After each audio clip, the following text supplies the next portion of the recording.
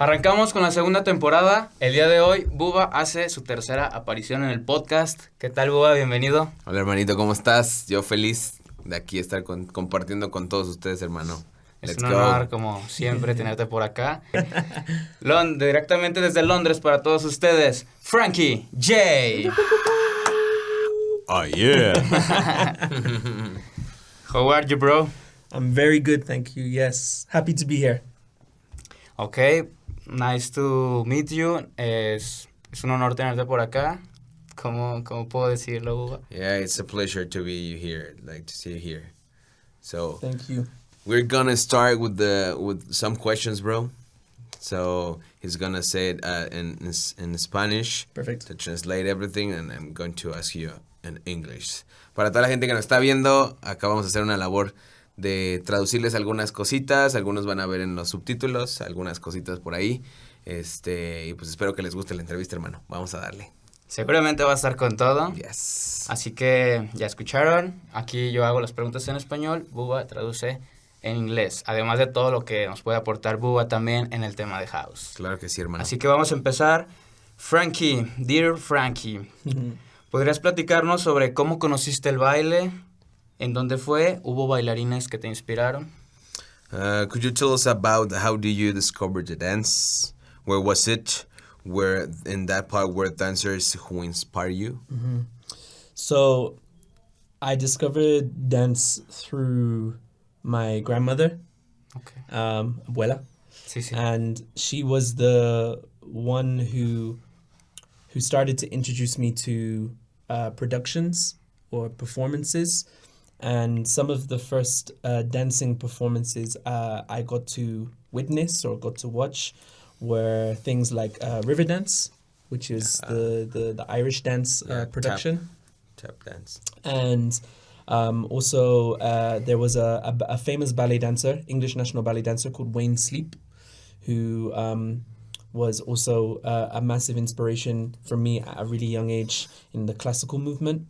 And I think typically also people like Michael Jackson and music artists were also people who really inspired me. And I think what was so strong for me was my grandmother. She introduced me to male dance artists, Nice. like male artists. And I think during this time, so this was over 20 years ago, was, I think, really powerful. It was a powerful message for me to see males or older men dancing because during this time there wasn't so many.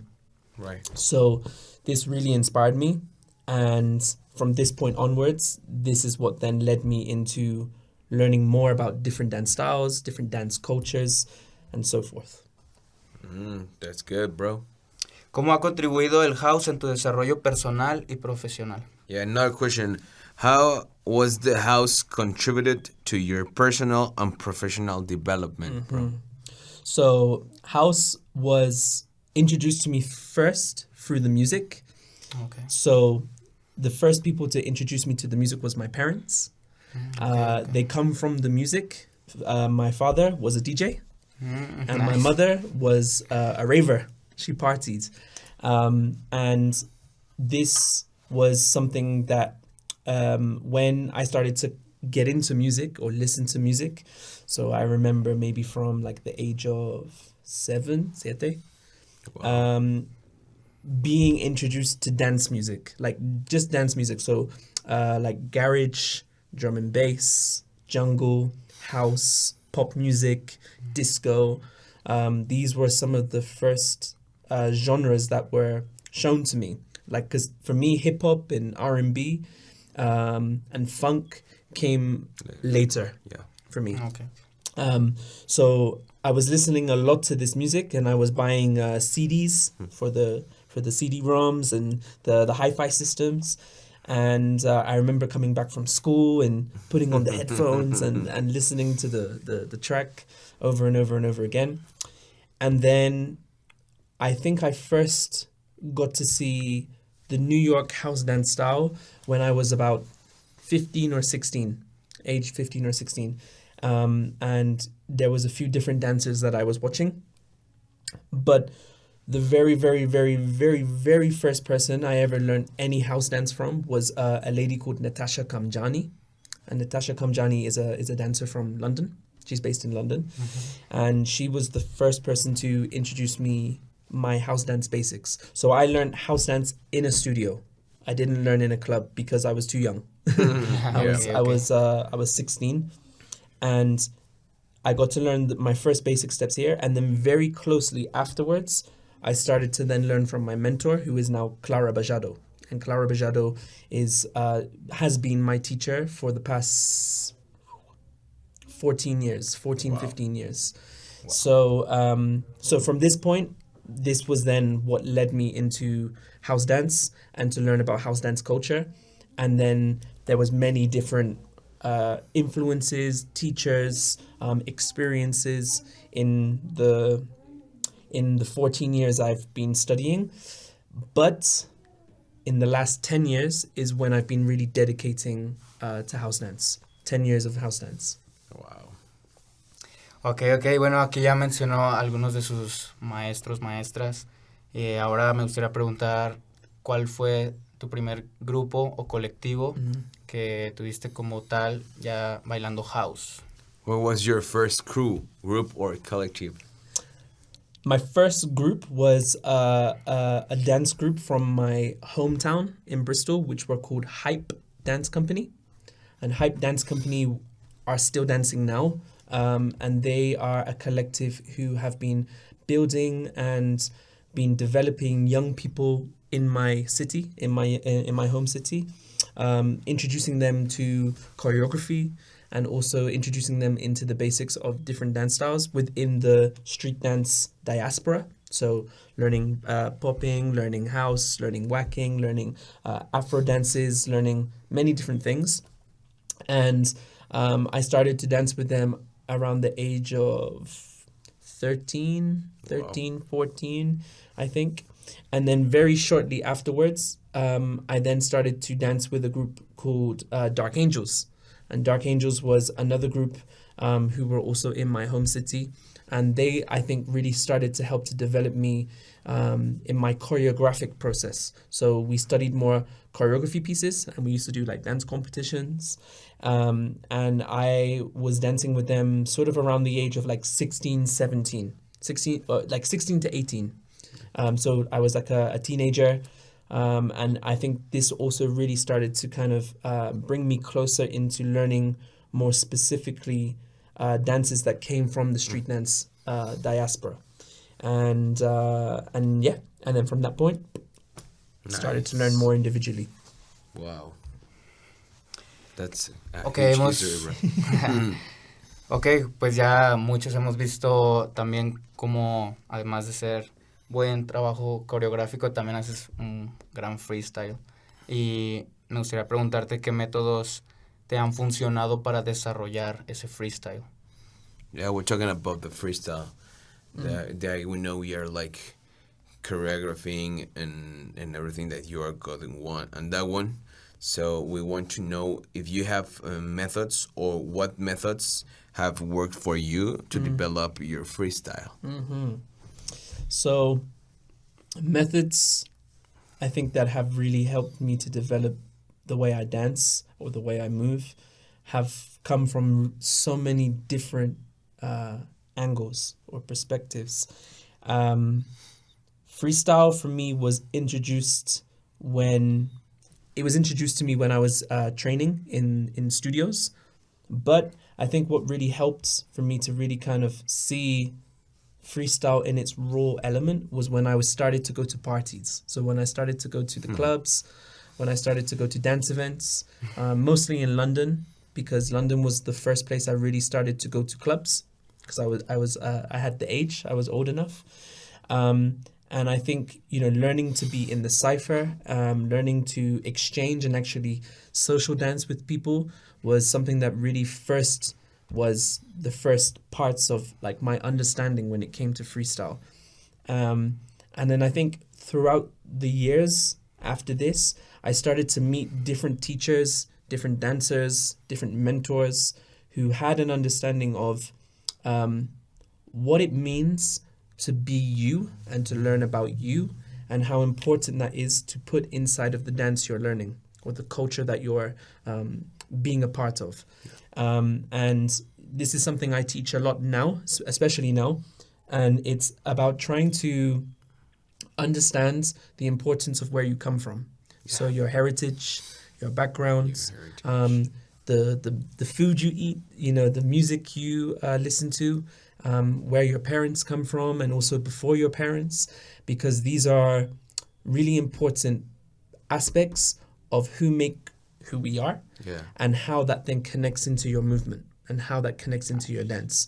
And this is now something I think that is a really a driving force behind the way I move and why I move and what my intention is, and also when people watch me, they can also see those things.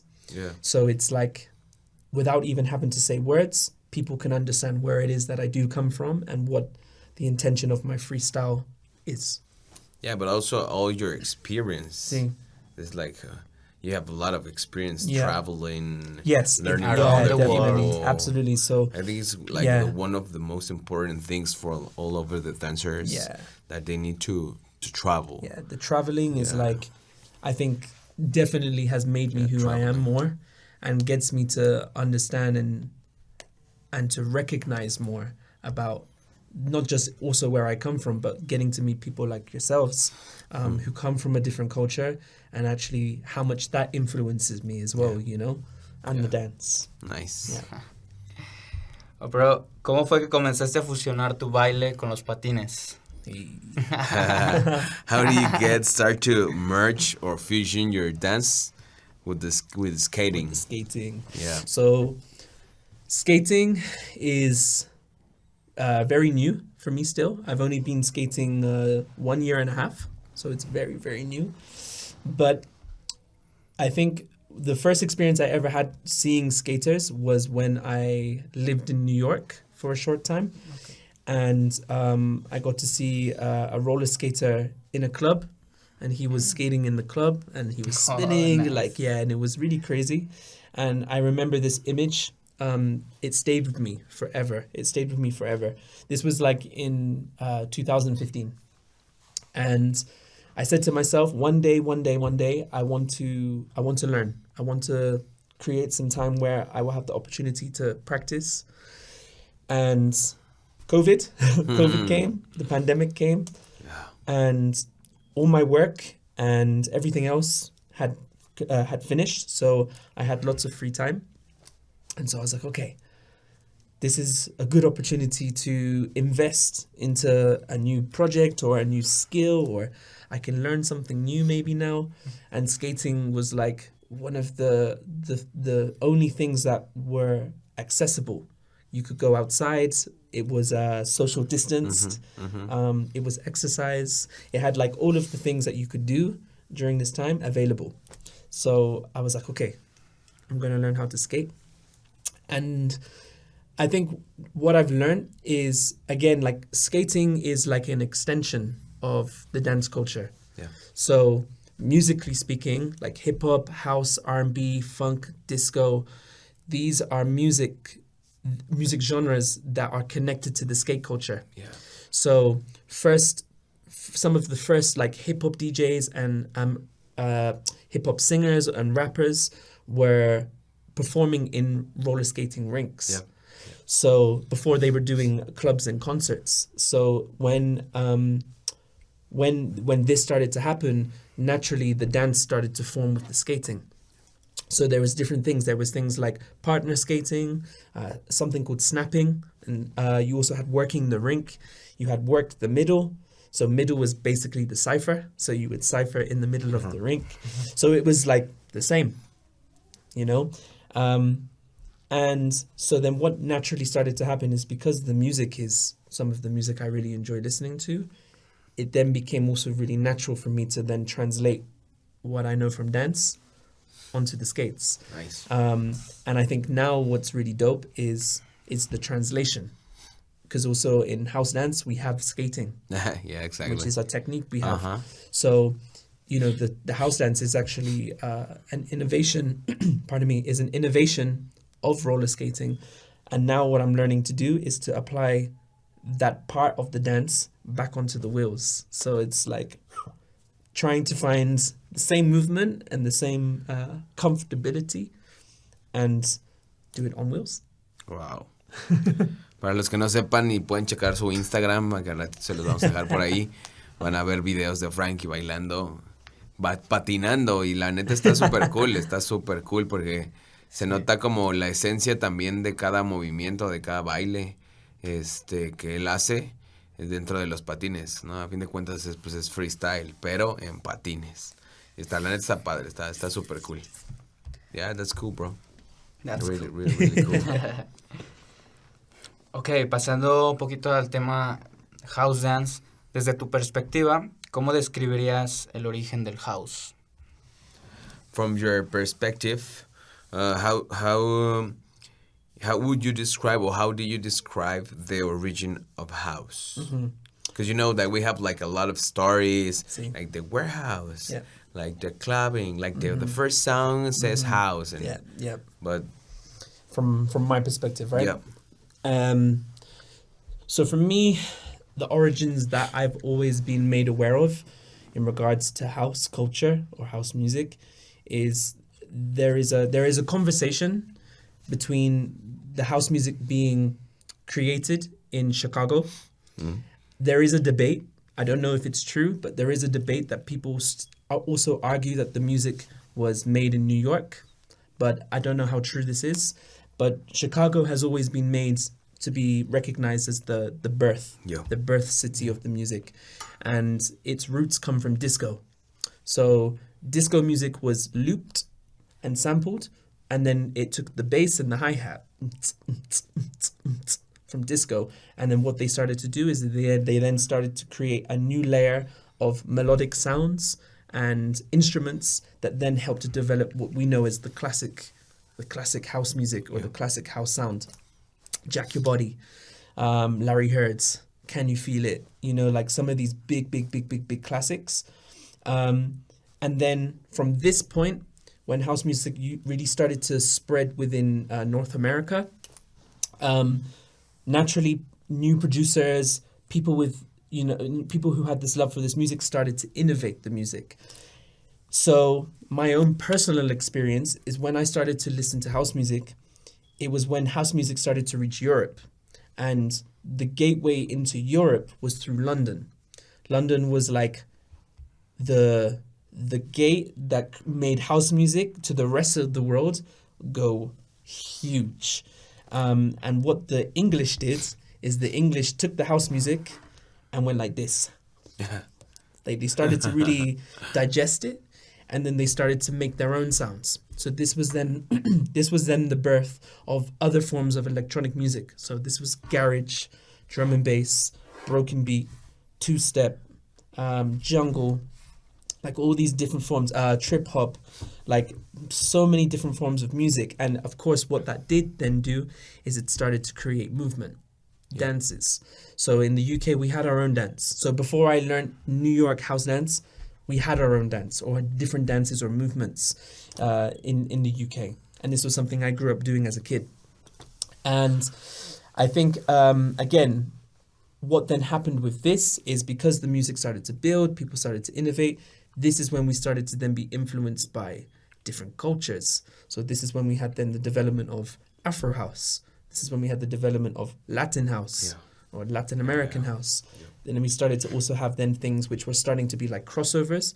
So like you started to take the influences of things like R&B or ballads or melodies. And then we started to get soulful and vocal house. So you'd have the big singers with the big voices performing like Robin S., Show Me Love, big classic, like this is when, again, house music was absorbing everything and taking influence, which is why the genres are so big. Like it's one of the biggest type of music you have because of the fact it has all of these influences.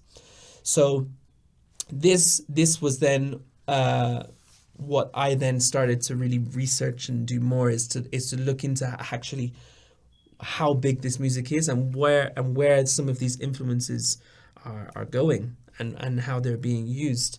And I think the more I've traveled through dancing and going to different parties and stuff and meeting different producers and DJs, they've been introducing me and putting me onto different types of music and new types of music. So this has been my perspective. You know, the music comes from America, but then there's been other places around the world that have become now innovators of the music. So places like South Africa. South Africa is like Cape Town, Johannesburg. They are now some of the most recognized cities for house music now, especially for like Amapiano and deep Afro house, Afro tech. And then you have London, you have Berlin. Berlin is also really kind of known as the sort of techno capital now. Even though it's not from there. Techno music is from Detroit. Yep. So Chicago, Detroit, the Midwest of America, they are the birthplaces of this music. It comes from the black and brown community. You know, it's black and brown music. And then everyone else started to build on top of this. Wow. Qué cool que comentas esto, porque justo la pregunta que viene se vincula con esto de la cultura afrodescendiente.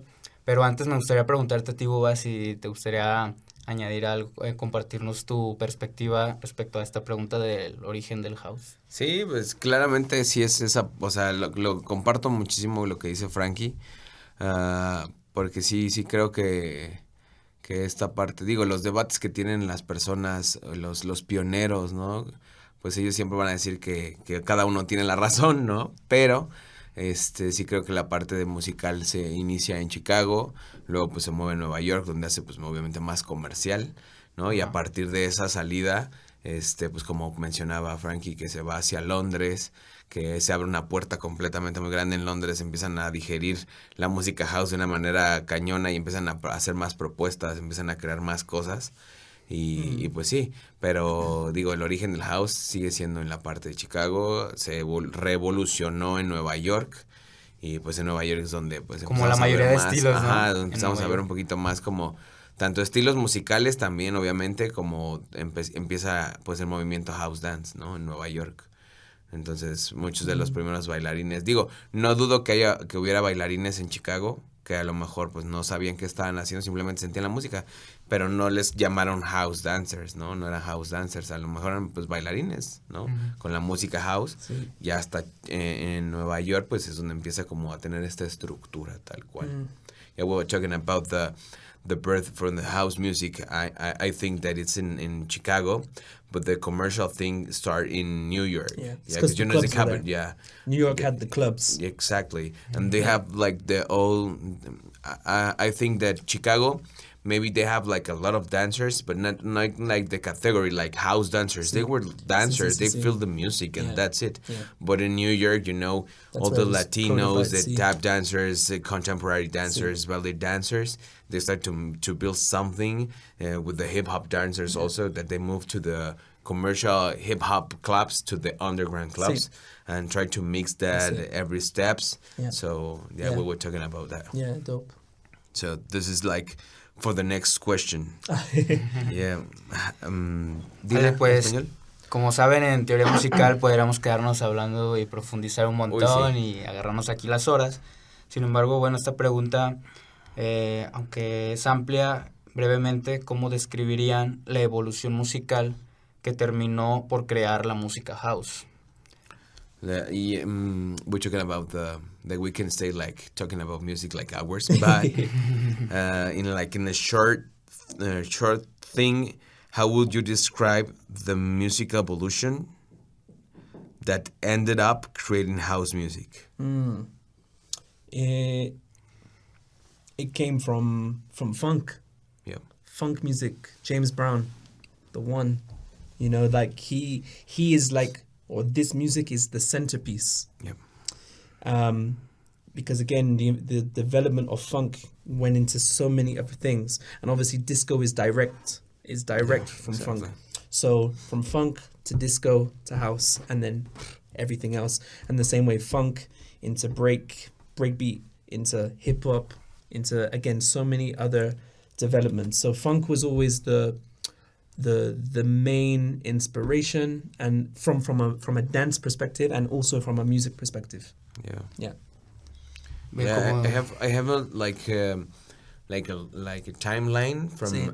Afro-descendant music Yes. in America. Sí. I think it was the ragtime or rush time at Yes. early 90s at the ends of 80s. Yes. Then moved to like the soul, the blues, Exactly. the rock and roll, R&B, That's it.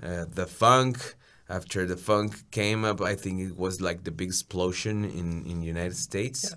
Then it starts like Yeah. the hip hop Even culture. the predecessor disco. of funk.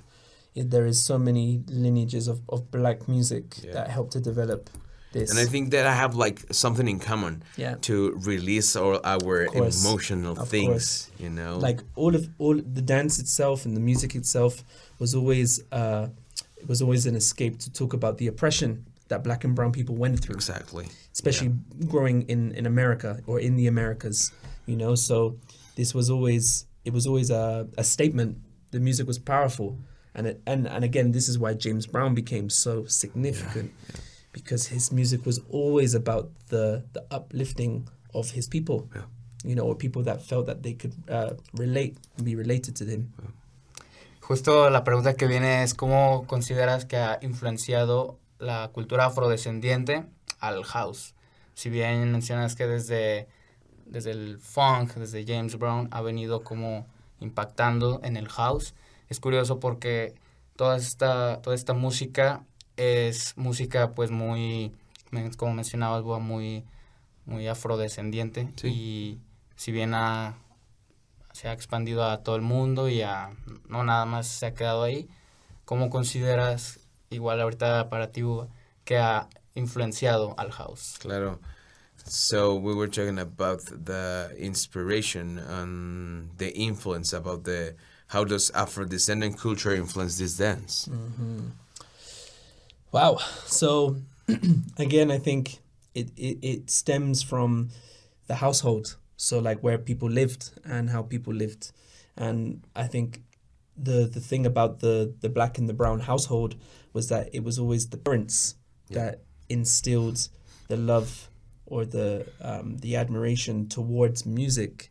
And also, I think, generally speaking, it was the dance and the music that was just alive inside the house. Like, whether you were professional or not, dance, music, celebration, family was always a significant part of black and brown households. Yep. And this is then what I think. Like, I think the thing that's really special about African American dances is, and I think what's really important, especially now, is there is so much more conversation about African American people doing more research to discover their roots. Because of the fact that their roots were taken from them. Yeah, the motherland. They were taken from their motherland, So, and not for everyone, but like for a huge proportion of African Americans who are naturally disconnected from their background because it was taken from them. What the dance, what house and hip hop and all these other forms of street dance as we recognize them these are natural occurrences that have all type of relation to the dances that are stemmed from the motherland. So like the cypher, for example, it stems from the ritual practices of Africa.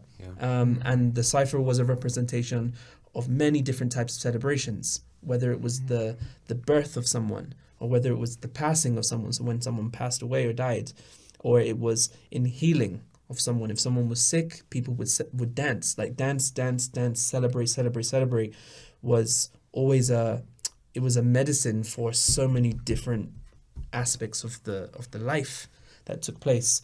The circle of life. The circle of life, and if you bring that practice into modern society, not to say that modern society wasn't in Africa, but the modern society that most of us recognize and how we grew up, this is the same practice, but in a way that is more recognized for, again, the people who are invested into this particular culture. So there is always, without it being even, whether you think of it being direct or not, there's always a direct connection. Whether it's aware or not aware. And Black and brown people are, I think, some of the only people on this planet, or some of the first people on this planet, that are naturally connected through everything they do, that is connected to their ancestors, or connected to the spirits that are reaching out to them. You know, I feel like they are the communities that the earth look towards in regards to guidance.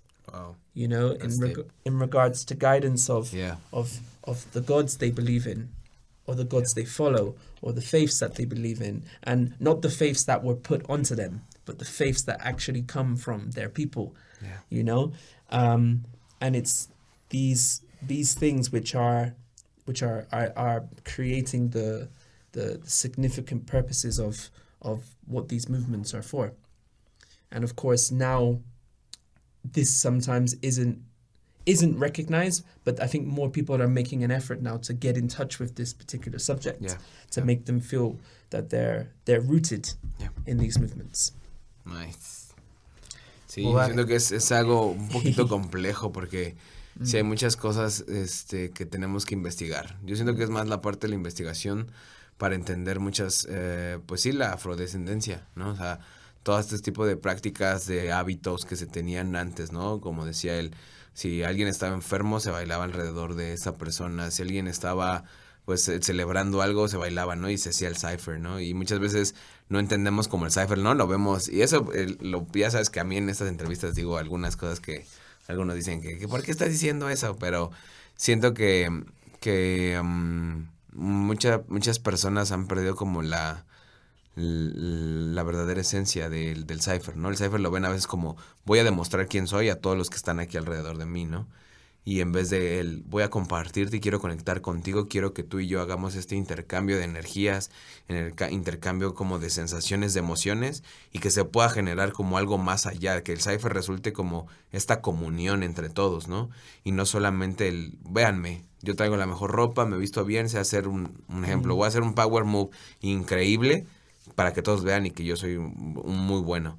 Y creo que se han perdido muchas cosas, ¿no? Y esto se ha perdido porque la gente no está investigando qué va más allá, nuestras raíces, ¿no? O sea, toda la parte de la afrodescendencia, la diáspora africana, con entender qué hábitos, qué costumbres todavía se mantienen vivas, y cómo nosotros podemos también honrar esa parte sin llegar a la apropiación cultural, sino la apreciación de lo que se hacía con respeto, pero que sí haya un poquito más como esta parte de investigación en todos los bailarines. Creo que eso es fundamental, y lo hemos tocado creo que en todas las entrevistas que hemos hecho con bailarines y artistas como ellos, que pues es necesario el seguir investigando, bro.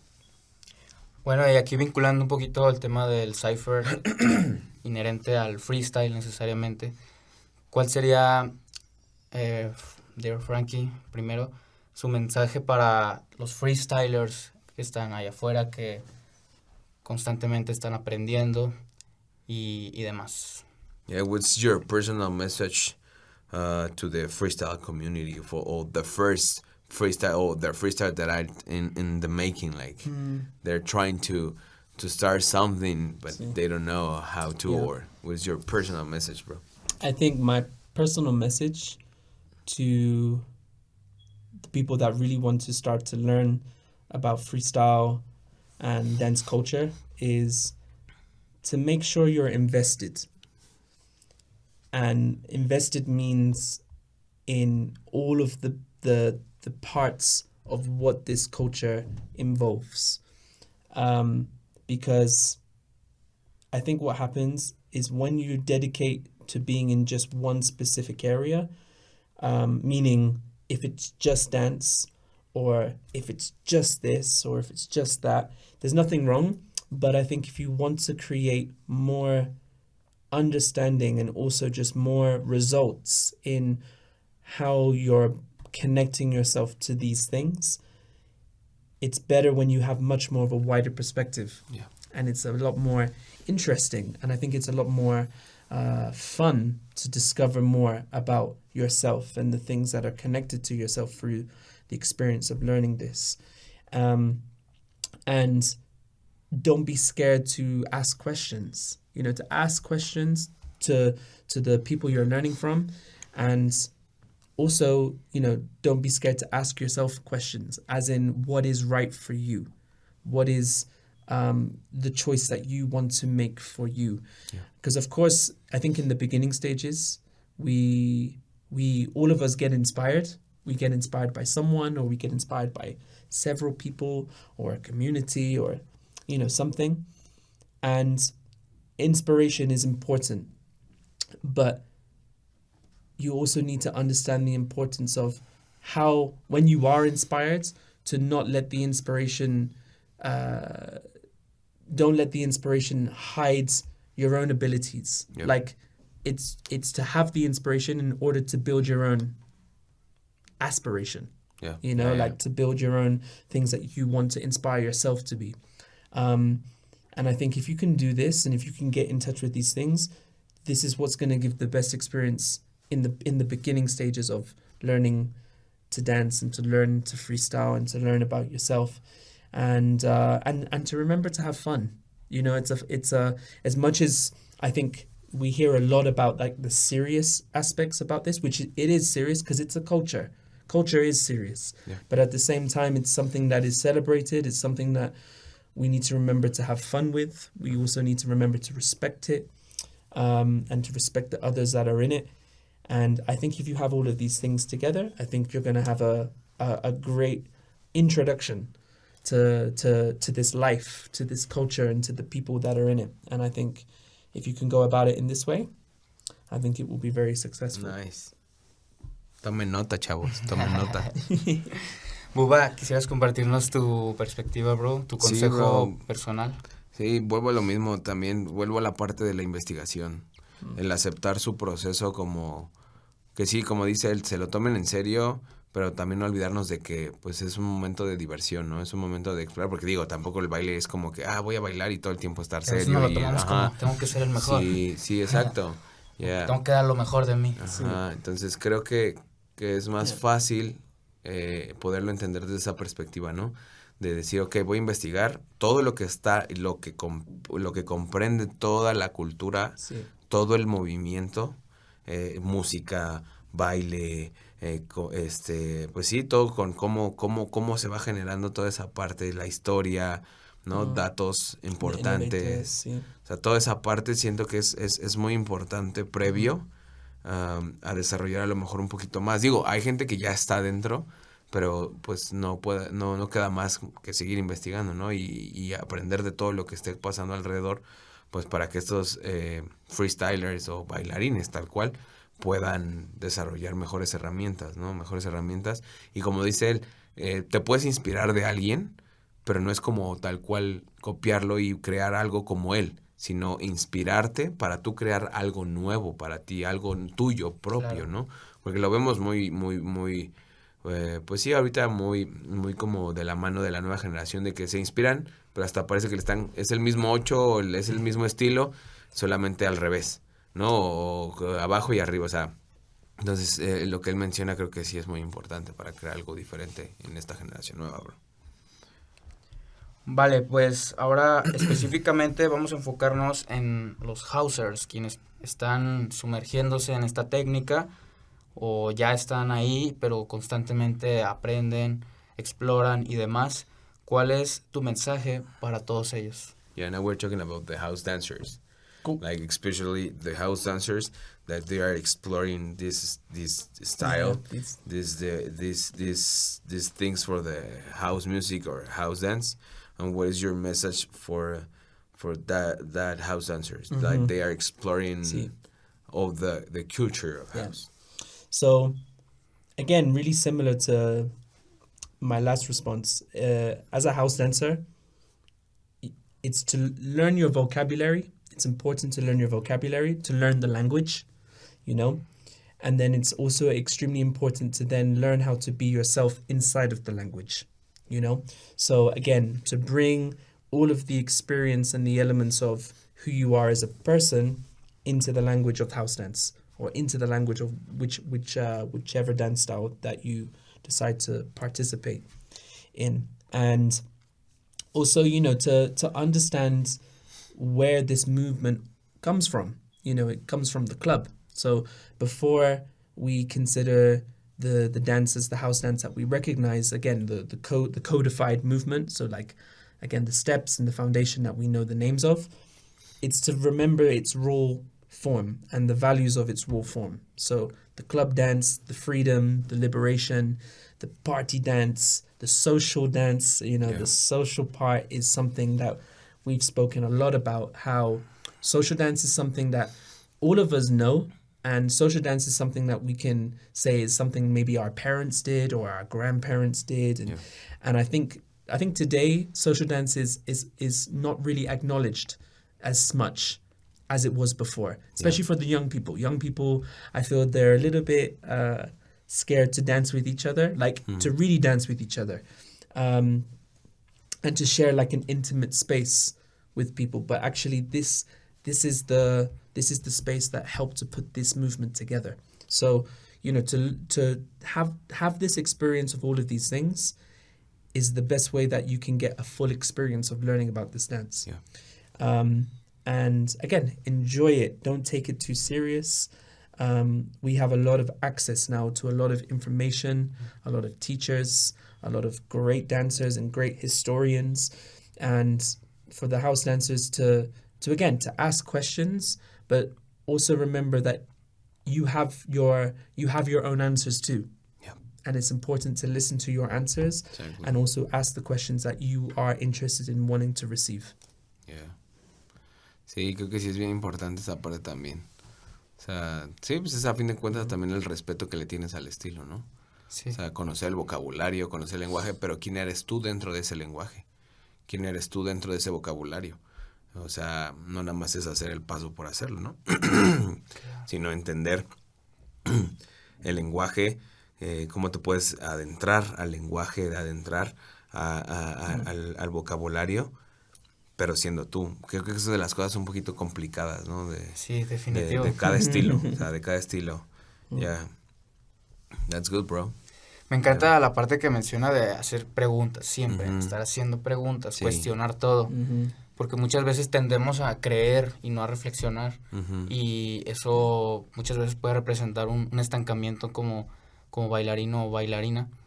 Y entonces me parece genial eso. Sí, no, y luego más también el tema del ego, ¿no? O sea, el tema del ego de que dices, ok, ya estoy en esta posición, no tengo por qué preguntar a otras personas qué hago, o cómo soy, o qué hago, ¿no? Dentro de mi danza.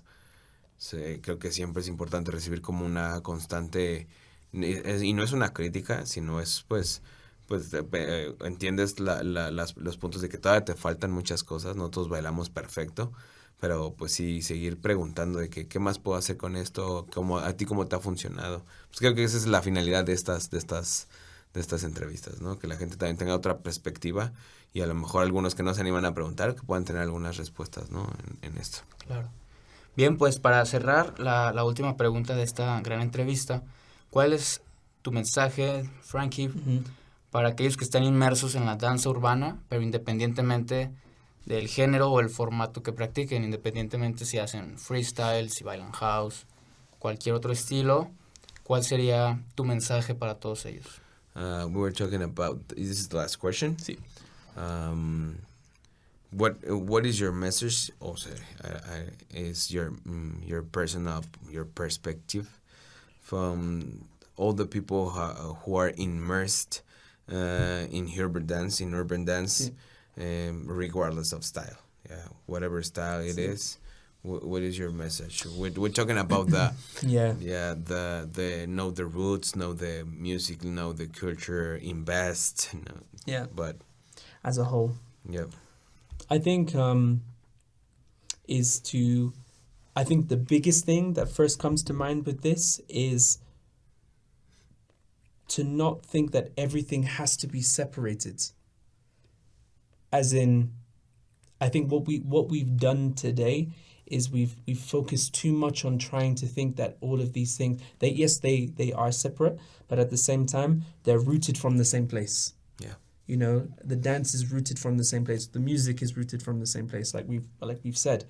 And I think sometimes we contradict ourselves nowadays to think that for someone who has an experience in breaking doesn't have anything beneficial to be able to give to someone who does house, or house doesn't have any benefit to give to popping, or popping doesn't have any benefit to, and actually there's always something to learn from someone, no matter the experience, no matter the backgrounds, no matter the investment.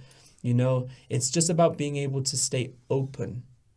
As a dancer, stay open, because this is never going to diminish or lesser menos your understanding of a style, or understanding as being a particular dancer. Dance is dance, period. Dance is dance.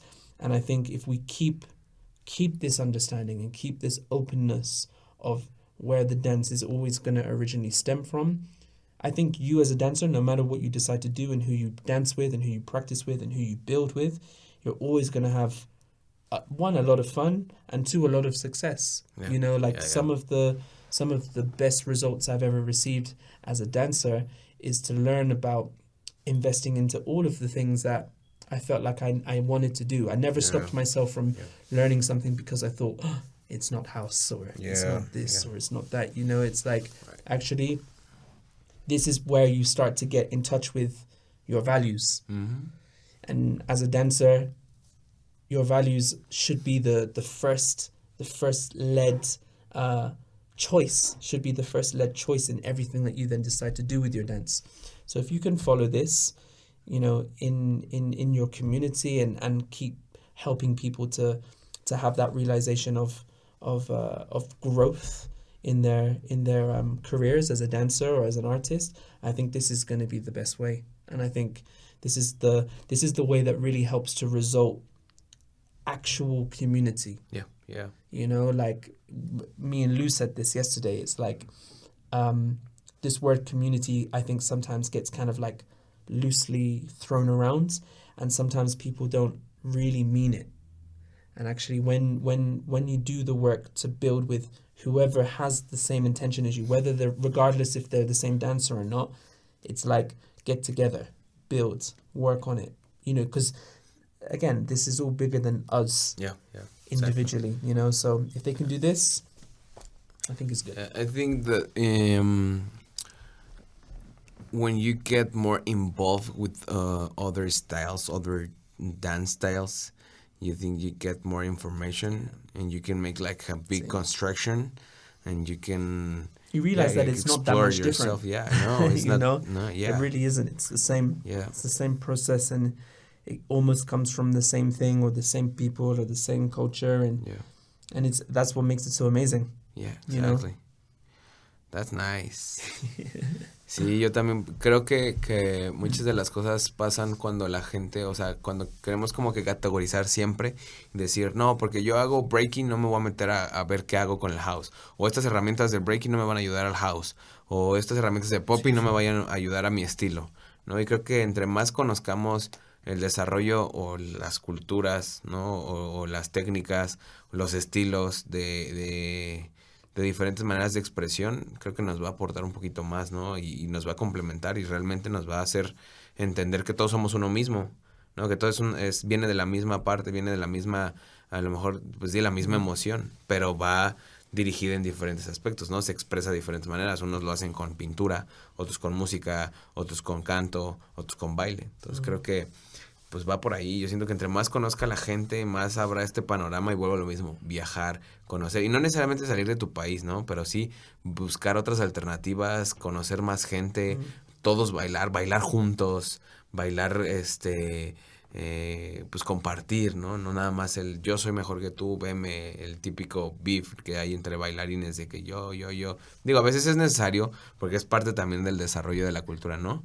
Pero creo que necesitamos abrirnos un poco más y compartir más. Yo creo que este mensaje aplica mucho para los b-boys y las b-girls allá afuera, que si me permiten dar un consejo, experimenten, prueben otros estilos. De verdad que es una gran experiencia y sí complementa a nuestro estilo alfa, que es el breaking, como es mi caso. Así que pues ahí están los mensajes de dos grandes. Qué bueno que existen, si no habría que inventarlos. Y pues así cerramos el capítulo de hoy. No sé si desean agregar algo más.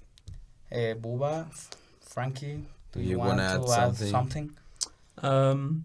Just to everyone who gets the opportunity to maybe see this or to listen to this, just keep building. Don't ever feel like you can't do this.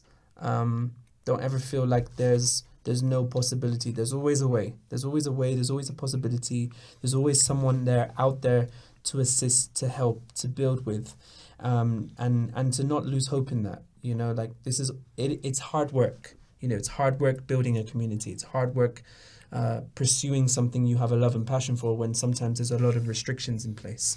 But even within the restrictions that sometimes are set upon us, there is always a way around it, you know, and it's having persistence and to have dedication, to have devotion, to have desire, to have persistence, you know, like these things are needed.